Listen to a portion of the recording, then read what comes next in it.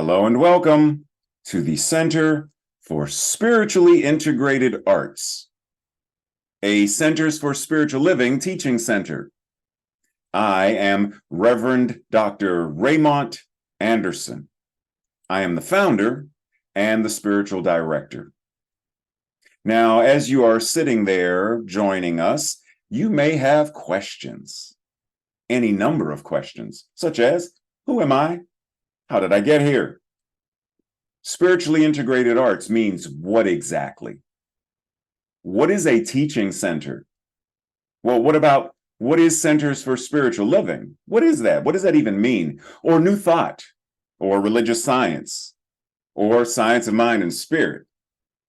You may have any number of questions about this specific community, about the parent organization, CSL, our philosophy, our teaching, our liberation theology.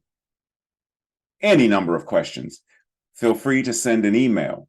We look forward to connecting more and building our virtual community, our global community. And if you haven't connected yet on social media, feel free to do so. This is your invitation now. Also, did you know that all of our Sunday messages are archived on our YouTube channel? You can watch it anytime. Now, questions about anything, such as becoming a member. What does that mean? What does membership entail? And if you live somewhere far and already belong to a spiritual community, can you be a member of more than one? The simple answer is yes, you can.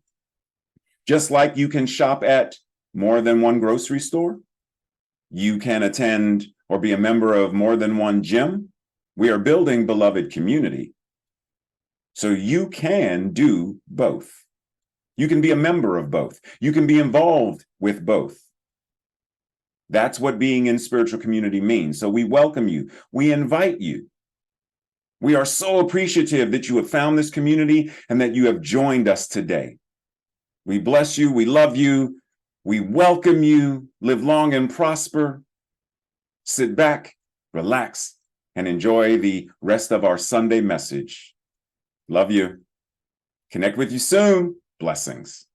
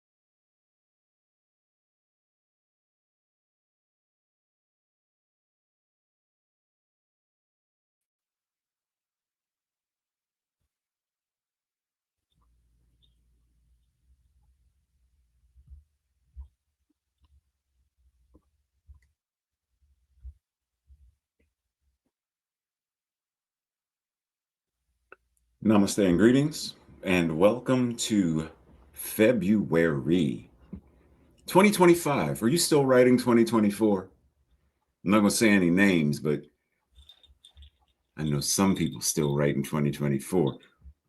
But here we are, February 2025, and we are diving in to this idea of radical interconnection. Today, specifically, we are talking about the emptiness or emptiness, the wonder of interbeing. If I were to ask you, what does that mean to you? Do you have any idea? If not, that's fine, because that's part of what we're going to dive into. But we're diving into it in a slightly different way. You know me well enough to know by now. So we're going to just come along for the ride.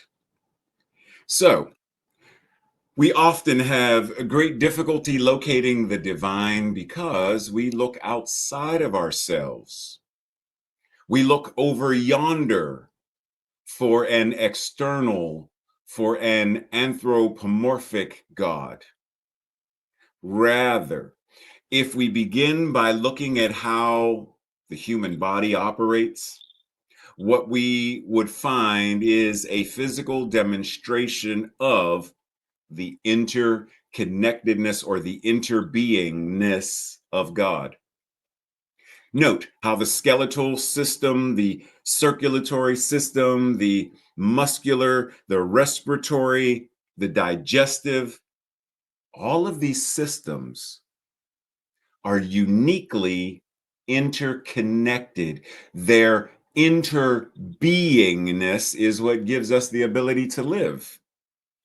And so when we explore, we find a blueprint of sorts for how we can actively and consciously live our lives from and as this idea of being interconnected, this idea of the interbeingness of.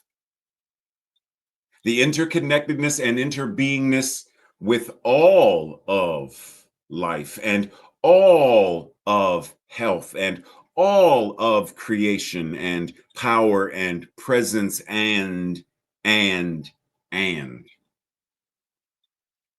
So we already have the blueprint.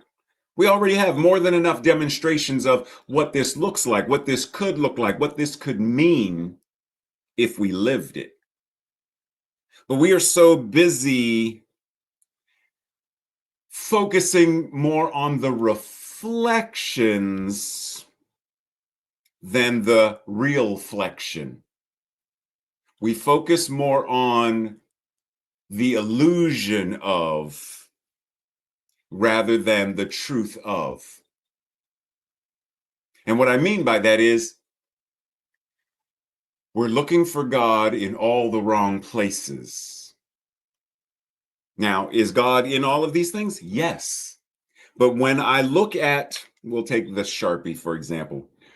When I'm praying to the Sharpie as though the Sharpie is the source of all there is, and it is separate from me, it's not what I am. I'm not a Sharpie. It's not inside of me. It's a separate entity.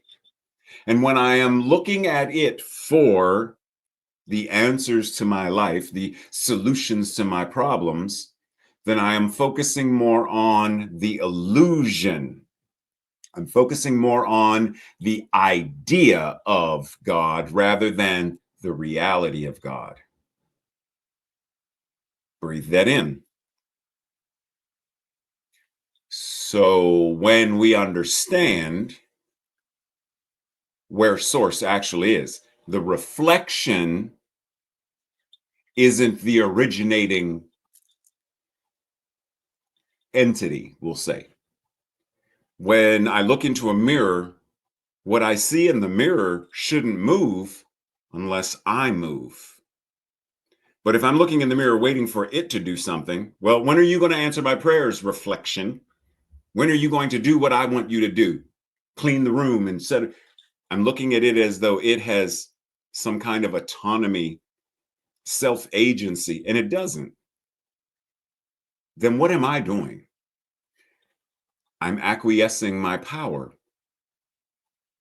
As Alice Walker said, and I'm paraphrasing, the best way to remove power from a people, from someone, is to convince them that they have no power in the first place.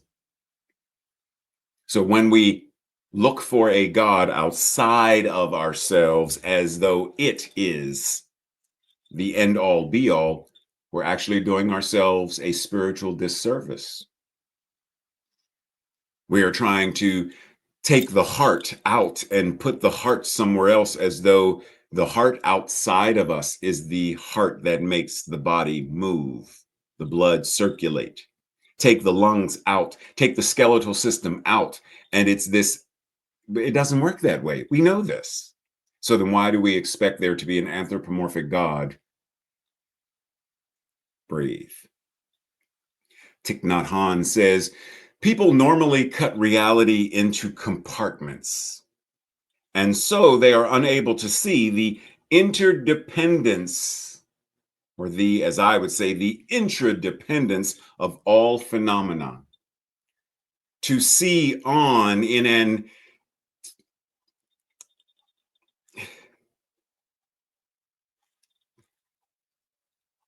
when no, I'll save that. I'll save that. I'll wait. Back to where we are.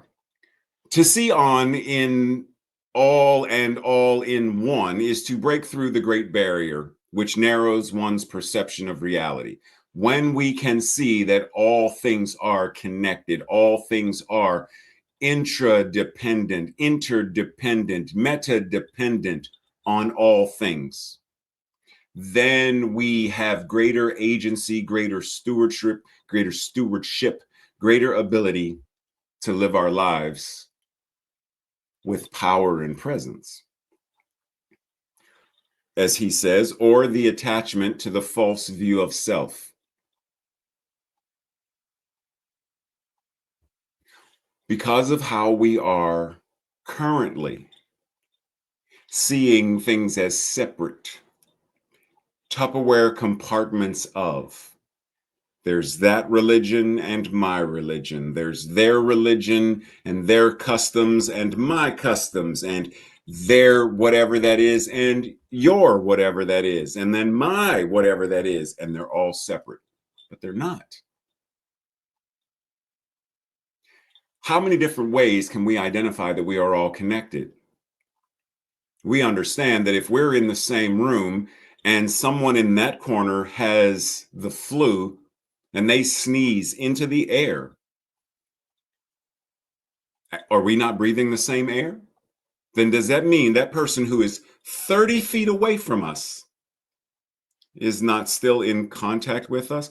If same room, same 30 feet distance, if we say that person's name,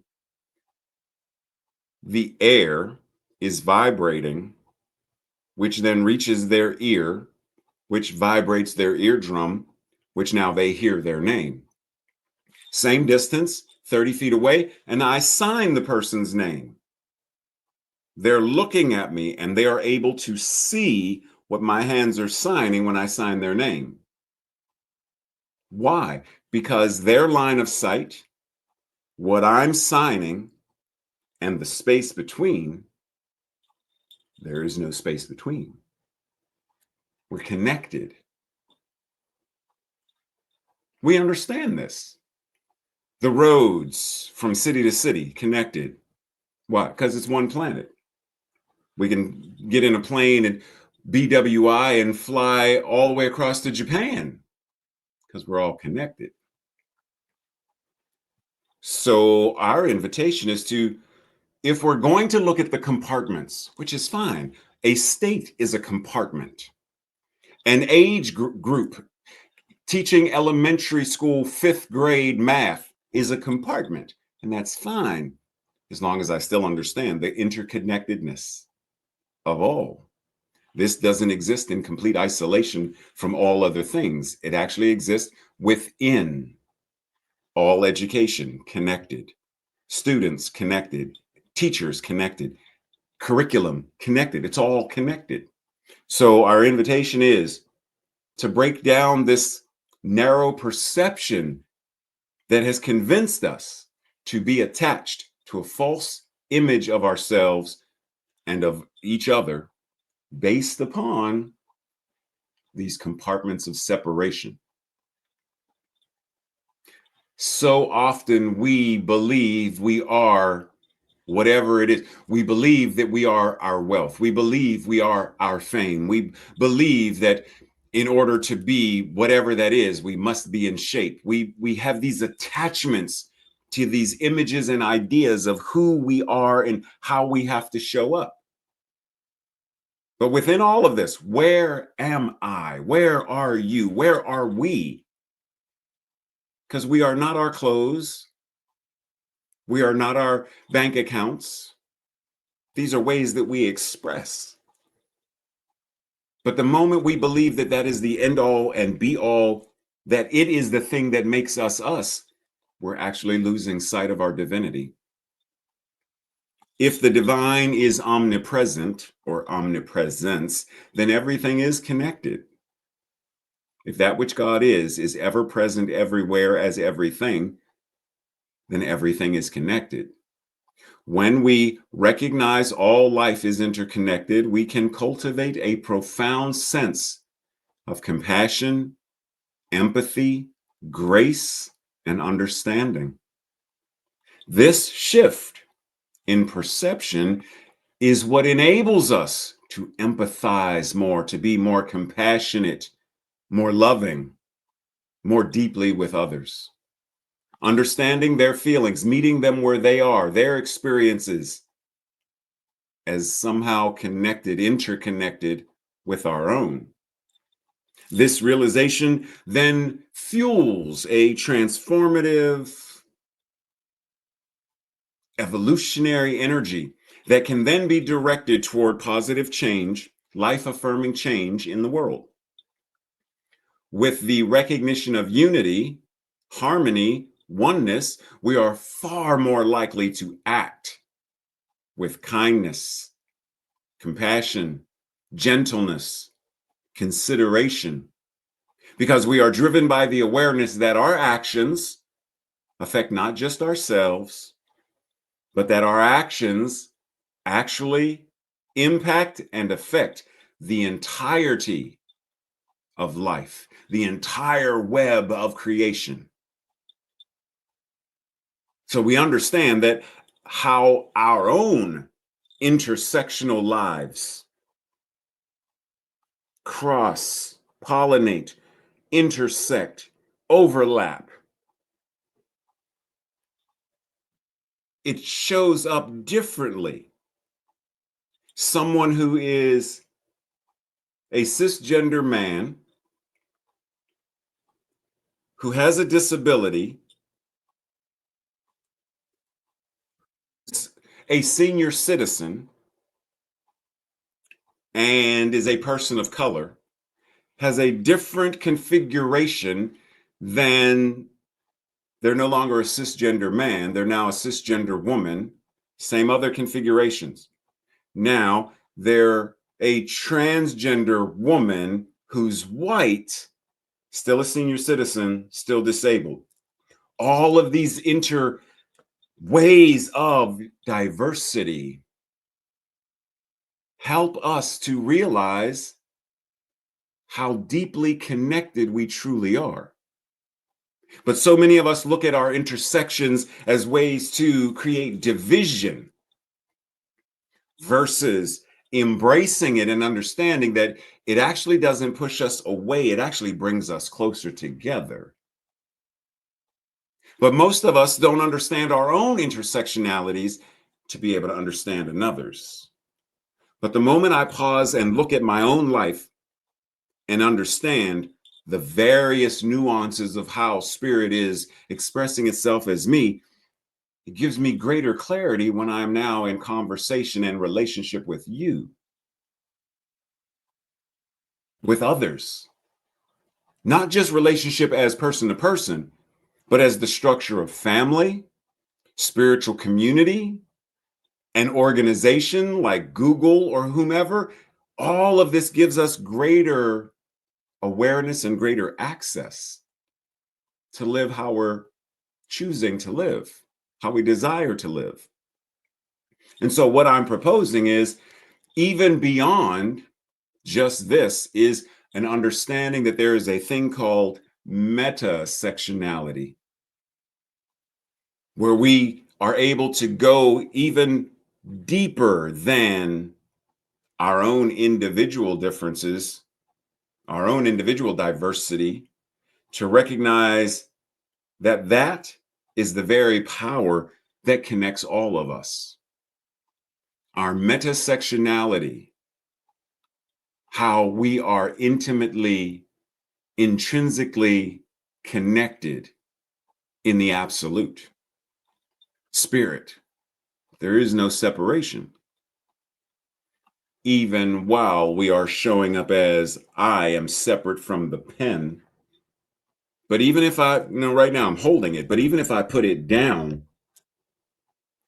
it is on the desk, which is supported by the floor, which is the same floor that the chair is on, which is the same chair I'm sitting in. So I'm still connected to it.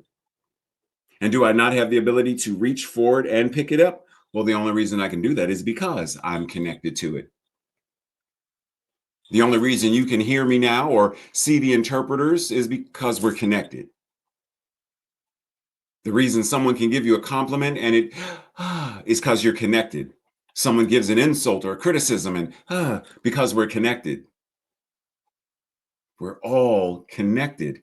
Metasectionality, the very interbeingness of God, of source, of spirit. We're one. Dr. Holmes says, we are all some part of the universal order. This union, however, does not mean sameness. For while unity requires conformity to principles, unity never means uniformity. Breathe that in, because this is the very idea that says to embrace our diversity. It is the way that God is expressing itself. It is not something to say we are all supposed to fit in and look like everybody else and talk like everybody else and be one and be uniform. No. Be unique. Breathe. Every blade of grass, every crystal, every drop of water, like every individual, is a little different from any other one of its expression, its species, its classification, its quantification, diversity, not sameness. So when we talk about this idea of being interconnected, what are we talking about? Well, interconnected, having all constituent parts linked or connected, related, unified, complementary. And when we talk of interconnectedness, the state of being connected with another, interdependence, communion, association. And when we talk of interconnection, a mutual connection between two or more things. Correlation, relationship. So then, if we move a little bit further into this idea, because once again, it's easy for us to think of there's Ray, there's Tracy, they're two separate beings that are expressions of one absolute beingness. So let's think of it sort of like we are interwoven with all of life, with one another. There is the complex web of all of creation, and we are all interlocked, interlaced with one another. And the Buddhist symbol that I love, the Tibetan Buddhist symbol, the eternal knot, is a great way of thinking about this idea of being interwoven. And I don't know if you know anything about the knot, but it has a variety of meanings, such as the Buddha's infinite wisdom and compassion. Specifically, the interconnectedness of all beings on earth is where we're going with this. And then the others, which feel free to come back and revisit this slide later. The interconnectedness of all beings on earth. Just like a garment is interwoven, a painting The colors, how they mix, how they blend, they are interwoven to create the painting. Notes, interwoven with the silence and the tempo and the rhythm and the beat. A meal, various ingredients interwoven to create the meal. Any scene, the grass, the water, the gate, interwoven to create the great vista that we are partaking of. Not separate, but interwoven, interconnected, intraconnected. So when we realize humanity is made up of innumerable individuals, no two, including twins, no two are alike, and yet society is a composite whole moving gradually toward some ultimate goal or vision. What could this goal or vision be other than that everyone, while remaining individual, shall find a more complete expression in and among and amongst, alongside of, in relationship to all other individuals. And actually, it's not even just individuals. This is the very reason why I don't say a world that works for everyone. And I say a world that works for all. Because we are finding a more complete expression in and among and amongst and with all of creation. So our relationship to the rivers and the oceans and the streams, our relationship to the great glaciers, our relationship to all animals, our relationship to Mother Earth, period, is the great vision, the great mission, the great goal. But if I'm focusing on rugged individualism, I, me, then I'm not going to be able to do that. So let's follow me for a moment. It's easy to look at this and see two individual people. But the moment we realize, once again, the interconnectedness, the intraconnectedness, all of this stuff, the interwoven, we recognize all of this, then it's easier then to scan out and see more people. But then we don't stop there. We keep on going and we keep on going and we keep on going. And even though here, the image that this particular slide is showing is the image of former President Obama, the idea is the image that is the divine is made up of a variety of individual beings. Same thing for you. If we were to look at each part of your life in the same way that we see this image, the image that is you and your life is made up of tiny, small threads and images of memories and experiences and interests and personality quirks and all of these things and all of these things. And when we zoom far enough, we see you. It's no different. We do the same thing with ourselves that we can do with God because there is no separation between it and us. Once again, as we shared last month with, and I showed the slide several times, Dr. Holmes said the only God that any of us would is the one that we embody. The only God that we would know, the only God that we would have access to, the only God that we would intimately is the one that we embody. So this representation, while it can represent the divine, it represents you as the divine as well. Not separateness, not uniformity. Because once again, let's go back for a second. If every single one of these images looked the exact same, we wouldn't have the grand image that we have. So the only reason this image works the way it works is because it's made up of diverse, metasectional representations. If every class you ever took was the exact same class, you needed a variety of classes, even a variety of math classes. It's not the same one, even a variety of science classes. It's not the same one, built on the same principles, but it's not the same one. A chemistry class is not the same as a biology class. Diversity, metasectional. We are made of and as the great poet Nikki Giovanni says, if you don't understand yourself, you don't understand anybody else. And this includes God. She didn't say that. I'm saying it.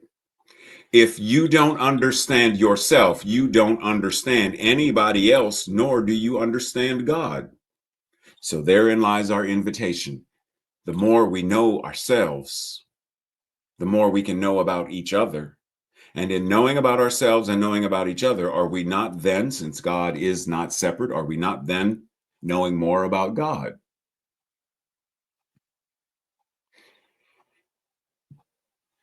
Do you remember that? Well, it depends. If today may be your first day with me. In the Matrix, Neo and the Oracle having a conversation, and the Oracle directs his attention to the sign above the door, Temet Noske. Do you know what it is? Now, those of you who have been with me before, you may be familiar, but it means to know thyself. To know thyself. Well, this, Socrates, one of our great philosophers, basically says the same thing. He says it in Greek, however, but know thyself. Sensing a theme. You can't know others if you don't know yourself. You can't know God if you don't know yourself. Know thyself. Know thyself is the beginning of wisdom. Know thyself is the point of power. Know thyself, as Lao Tzu says in the Tao Te Ching. The person who knows others is wise. The person who knows themselves is enlightened. Do you know yourself? We also get a similar phrase from Pythagoras. Person, know thyself. Then you shalt know the universe and God. Sensing a theme. How can me knowing myself mean that I can know universe? How can you knowing yourself be the key to enlightenment and the very thing that know yourself, know the universe, know God? How? Because we are all interconnected. It is all interconnected. And when we really get to the point, it is so interconnected that when we think of it as the absolute, it is so interconnected that in the absolute, the separation isn't even visible. In the expression, it's very visible. But just like we could zoom in, right? From a satellite, zoom in on one house, and we see the individual house close up. But we zoom out, we see the house in the yard further. We see the street further. We see the neighborhood further. Keep going. We see the city. We see the state. But at that point, when we see the state, we no longer see individual streets, individual houses, but we know they're there. But we zoom further out. Now we don't even see the state. We see a continent. But we know there are individual states, individual cities, highways, byways, cars, people, planes, trains, automobiles, cats, dogs, and birds. But from this level, we don't see any of that. Zoom even further, we see the planet. Zoom even further, we see the universe.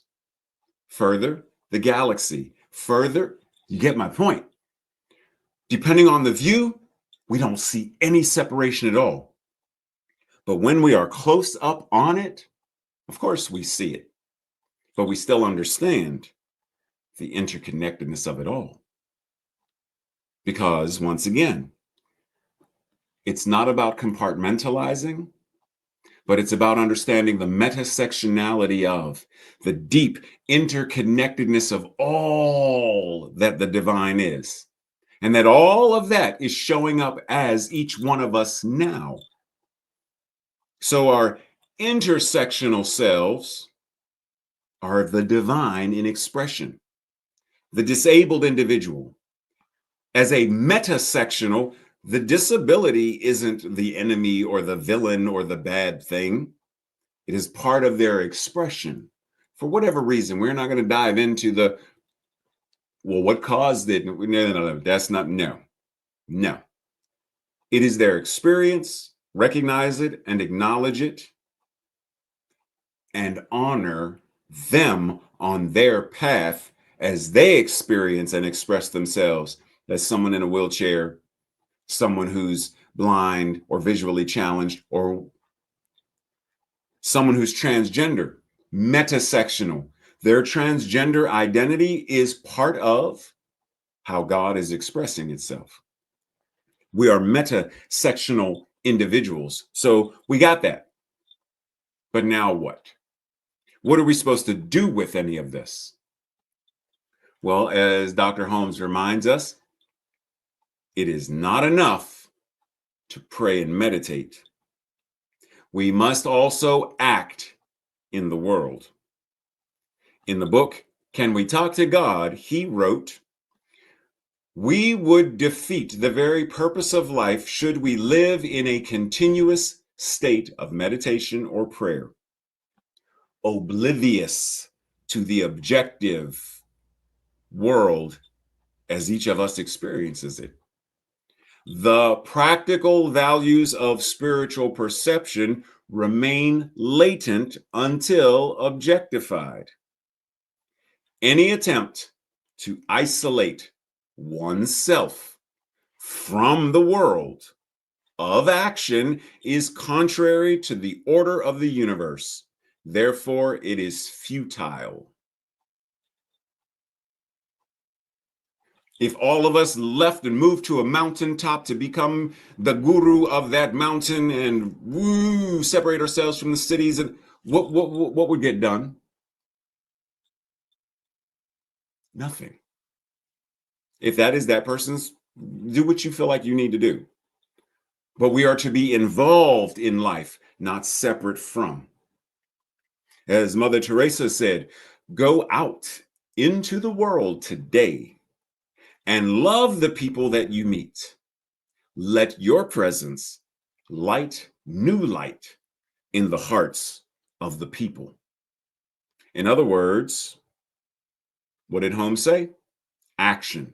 Don't just, we send our thoughts and prayers. Do that and faith without action. We need the action. Do it. But don't just do it. There is a level of we do when we be. If you are being love, joy, kindness, compassion, be it, then it will show up in all of your doing. It will show up in all of the ways that you are living your life. In other words, as you may have heard me say many times, your life becomes the very demonstration of what prayer is. So prayer need not be the thing you do when you close the door and put on some music and light a candle, knowing that there is only one power and one presence. Prayer then becomes, hey, Sean, how you doing today? Prayer becomes how you greet your neighbors. Hey, Tracy, how are you today? Prayer becomes how you greet your family, how you fix a meal, how you clean up crumbs that Ray left on the living room floor, somehow getting them under the seat cushion that he was. Prayer becomes all of that and more. Action. From Thich Nhat Hanh, once again. In Buddhism, we always understand action as having three aspects: thinking, speaking, and acting. When we produce a thought, it is energy in action, and it can change us and change the world in a good way or in a bad way. If it is the right kind of thinking, it will have a healing, nourishing effect on our body, on our relationships, on our environment. Right thinking can make the world a better place to live. Speaking can have the effect of releasing tension, reconciling conflict, or bringing hope. Speaking is a kind of energy, a force. And physical action is also and energy that can bring healing to ourselves and to the world. We can do something that has the power of protecting, of saving, of supporting, and bringing relief. The trinity of when we thoughts, words, emotions, and actions. So it's Trinity plus one. When we have all of these, and I know he said three things, I'm putting four things in there. When our thinking, our communicating, our emotions and feelings, and our doing are aligned in a life-affirming manner, we have no choice but to transform and heal the world.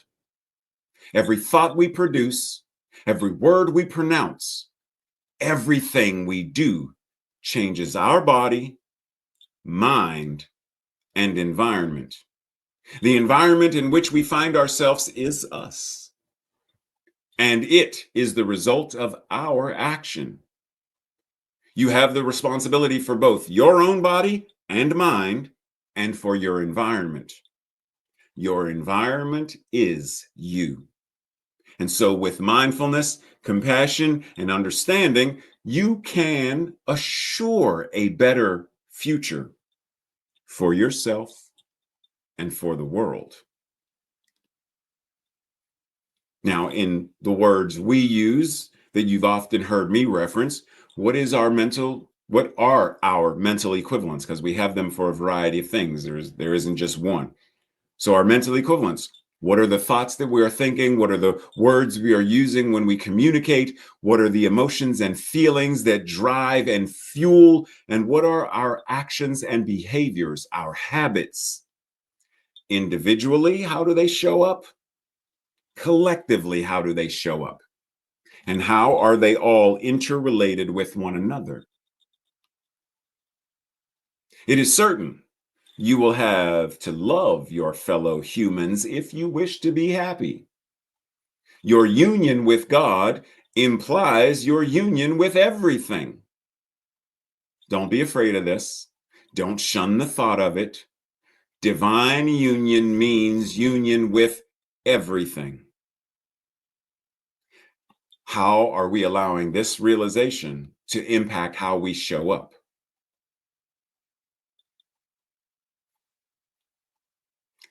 Because it's showing up either way. How are we allowing it to show up consciously? The science of mind and spirit offers us both an understanding and an awareness of who and what we are individually, collectively, and universally as oneness expresses itself.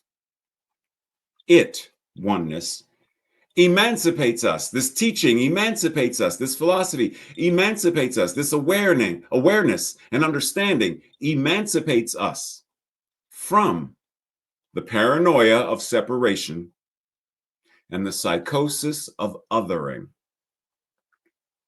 This freeing awareness, this enlightenment of truth, grants us access to as much wisdom, creativity, joy, peace, and power as we are ready and willing to embody. This embodiment of our divinity enables us to heal and eradicate war, genocide, the caste system, toxic capitalism, and the many other things that are currently wreaking havoc around the planet and causing immeasurable suffering. United, we heal, or divided, we fall. The choice is ours. Science, Mind, and Spirit 4.0 makes that choice and the way clear. Breathe. This week's declaration or affirmation, I will say it first, and if it resonates with you, say it with me the second time around. I recognize, honor, celebrate, and nurture my connection with all of life. Together. I recognize, honor, celebrate, and nurture my connection with all of life. And so it is. And this week's study questions for the Thursday night study group or your own personal reflections. Number 1, how well do I know myself? And take 3 minutes and complete the prompt, I am, and then fill in the blank. And take note of how much you identify who you are with what you do. I am a firefighter. You're identifying who you are with what you do. I'm a construction worker. I'm a teacher. How much of who you are, what you do. Neither good nor bad, there's no judgments, simply identifying. It's all simply identifying. Number 2, when have I felt alone, separate, isolated? Do I still feel that way? If not, what caused the shift? And if so, what might help shift to feeling like I belong, like I am interconnected with? Number 3, make a list of various ways that we humans tend to separate and other one another. Contemplate and discuss for yourself what I think causes this. What do you think causes this? Christians, Muslims, Israelis, Palestinians, Ukrainians, Russians, Black, white, gay, straight, etc. Just make a list of all the various ways, as many as you can come up with or choose to come up with in like 3 minutes, and list them. Ways that we separate ourselves from one another and other one another. And then look at them and think, why do I think this happens? Number 4, what are some of my intersectional identities and how do they interconnect to make me who I am? Are there some areas of my identity that I am invited to heal? And lastly, what would it mean for me to live the science of mind and spirit more consciously? What would I need to change from how I am currently living my life? And breathe as we enter into that space. Our closing prayer, simply anchoring into the infinite awareness. God is all there is. The absolute is all there is. One life. That life is God. Expressing itself and individualizing itself and showing up in, through, and as all that is. And yet back of it is still that which the divine is, the infinite oneness, the eternal oneness, the eternal allness. And so knowing that it is all there is, then it must be what I am. It must be where I am. It must be expressing as what I do. All of it's interconnected, meta-connected. All of it is interwoven. My thoughts, my words, my emotions and feelings and my actions interwoven to make the great tapestry that is my life, the great painting that is my life, the great orchestra of music, the opus that is my life. It is all interwoven, never, ever separated. Even if that's what I feel, I acknowledge and know that it is impossible to be separated or for God to be separate from itself. So I breathe, recognizing this interconnectedness, meta-connectedness of the infinite and all that there is, showing up in, through, and as me and everyone watching right now. And those who are watching or doing whatever they're doing elsewhere, still connected, whether we are aware or not, whether we consciously use it, apply it or not. The truth is untarnished and unchanged by it. So in this moment, as I allow the gratitude and joy to rise up in me, I also affirm and declare that with each breath, I am gaining greater awareness of this interconnectedness. Between me and God, there is no between. There is only that which God is, and what it is, I must be. It is showing up in, through, and as me. And I am an individual expression of it, as are each person watching.